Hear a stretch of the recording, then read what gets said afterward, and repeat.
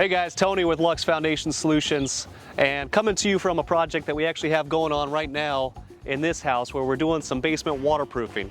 Now, this isn't an uncommon situation for this type of house. This house was originally built in 1945, and back then the basement was just structure for the home.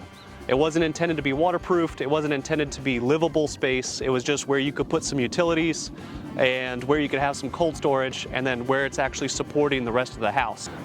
So what we're coming in and doing is we're actually waterproofing from the inside of the home, where we're putting up some vapor barrier, we're putting in a whole new drain system, a sump pump, and we're having it all exit the house. So any water that might accumulate inside the home has a place to go, rather than ruining all the finishes inside the home.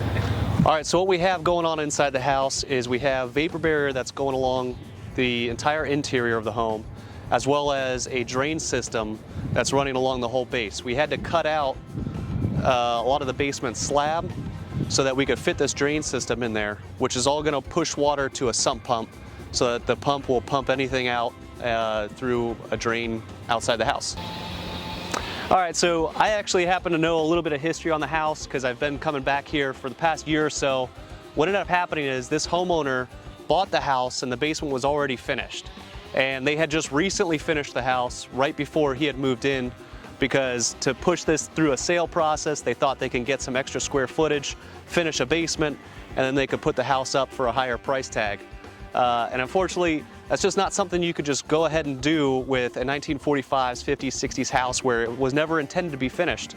You have to do some waterproofing ahead of time. There's even some houses built today that still aren't done really well with waterproofing.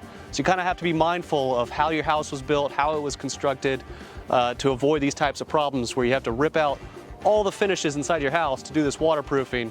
Maybe you could get it ahead of the game and do the waterproofing first, spend that money up front, and then know that you'll never have to repeat the finish process again. So if you happen to see signs of water intrusion, mold, or anything like that going on in your basement, or if you just happen to have an older house that was built around this era, then please give us a call at Lux Foundation Solutions.